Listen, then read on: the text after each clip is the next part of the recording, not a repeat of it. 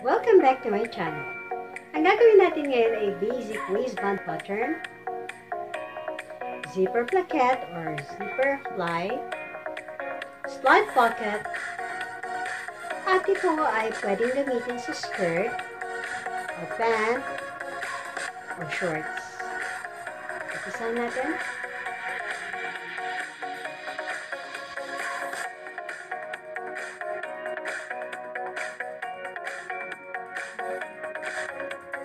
Ang atin pong gagawin ay waistband pattern. Ang waistband po ay may dalawang materyales.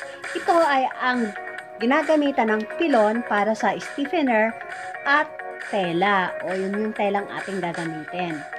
Pilon ay may iba't ibang sukat. Depende po sa inyong desired width o lapad. Ang atin pong gagamiting lapad ay 1 1/4.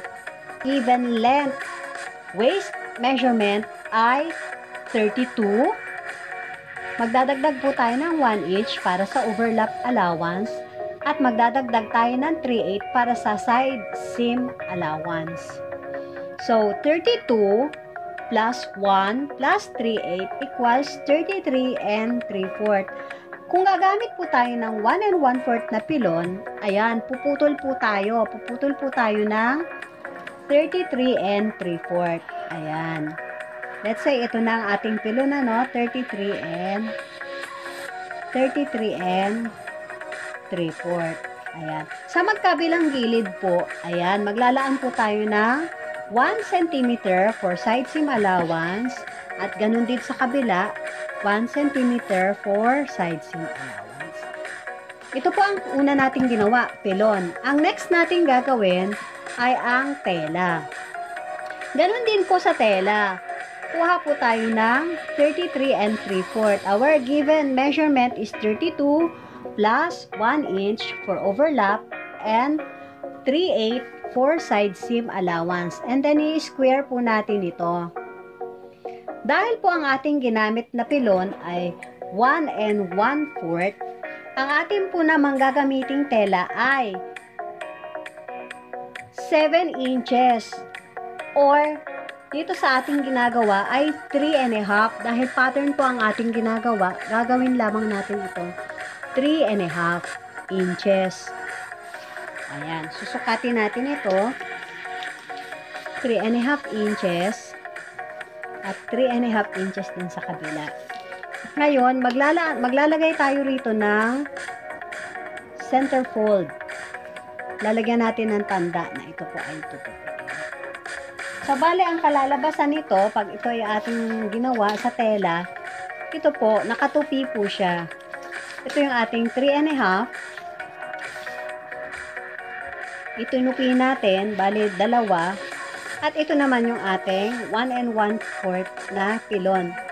Dahil po, later on, ayan, papalaman po natin siya sa ating waistband. At ganun nga po, kaya meron din po siyang 1 cm allowance side seam at ganun din sa kabila. 1 cm allowance side seam. Ayan po. Yan po ang mangyayari sa ating waistband. At yung natitira naman po dito, ito naman po yung seam line allowance sa baba. Ating pong placket ay may sukat na 4 cm pahalang at 14 cm pababa. Ayan. Guguhit po tayo pababa, 14 cm.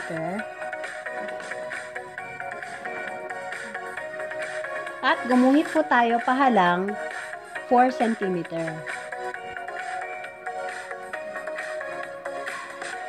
Ayan. Ayan. From A, starting point, pababa, 14 cm. At papalapad from A to C, A, B, and C. A, B, and C. Ayan. At i-square po natin ito. Square po natin. 4 cm ang lapad at 14 cm naman ang haba. Pagkatapos po, ay maglalaan lamang tayo dito sa kaliwang bahagi ng seam allowance na 1 cm. At ganun din naman sa itaas, 1 cm. At lalagyan po natin ito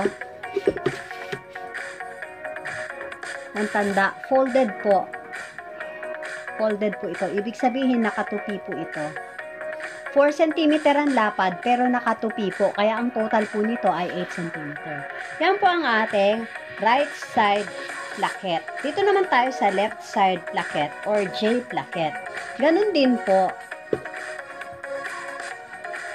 Gumuhit pa ibaba, 14 cm from A to B. 14 cm at ang lapad niya ay 4 cm din po. Pareho rin po ng kabila. Ayan. Mark it C. And then, i-square po natin. 14 by 4. Ayan, i-square po natin. At sa gawing kanan naman nito ay maglalaan po tayo ng 1 cm allowance. At ganun din naman, 1 cm allowance sa gawing itaas.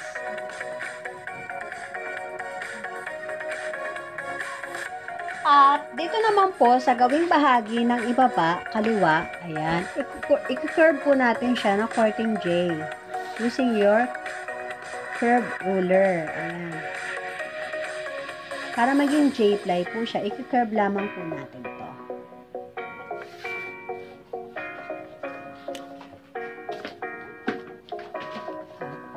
Bale, ang kalalabasan nito sa tela ay ganito po.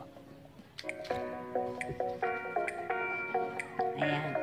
Bale ito, 4 cm, naka-fold po siya. Lumalabas 8 cm po ito. Dahil naka-fold siya. Or 2 pieces. Or maaari namang i-fold nyo na lamang po. At ito naman ay 1 piece lang po. Ayan. Later on, ayan, pag ginawa na natin ito sa tela, ayan nga ang nilalagyan natin ng edging stitch. Yan po ang ating zipper placket. Next na gagawin ay side pocket. Ang ating side pocket ay may habang 22 cm. Sumukat ng 22 cm from point A to point B. Sumukat ng 22 cm. And point C, sumukat ng 15 cm. Ayan. And mark it point C. Ayan. And then, i-square lang po natin yan.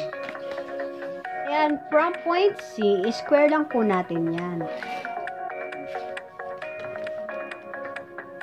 Square natin yung 22 cm by 15 cm. From C, papunta sa kaliwa, gumuhit ng 2.5 cm and mark it point B. At gumuhit pa ibaba. Ayan, gumitan pa ibaba. From point D, gumuhit ng 5 cm pa kaliwa and mark it point E. And then, gumuhit ng from point E, gumuhit ng 13 cm diagonally papunta rito sa side, kumuha ng 13 cm at gumuhit diagonally. And mark it F. 13 cm po ito. And then from F, gumuhit ng 3.5 pababa. 3.5 pababa. And mark it point G. From point G, gumuhit po pa ibaba hanggang sa length po and mark it point H. From point H, gumuhit ng 1 inch diagonally. Ayan. and mark it point small h. And then, i-connect po natin yung point G sa point H using French curve. Ayan, i-connect po natin siya papunta rito sa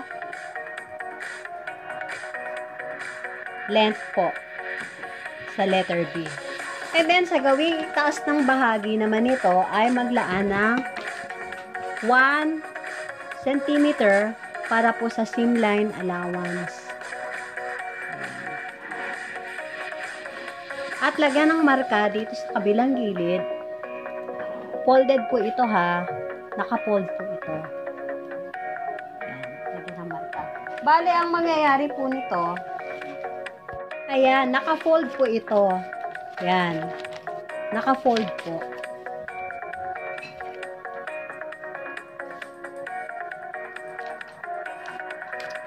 Ayan po ang mangyayari. Ito na po ang ating zipper placket at side pocket. Kasama na rin ang ating waistband.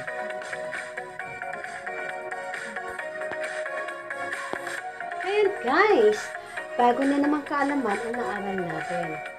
At sana ay nasundan ninyo at mag-practice po kayo at sanayin gumuhit upang makabuo ng pattern. Because sewing is continuous learning. Hanggang sa muli. Thanks for watching. Bye for now. See you again.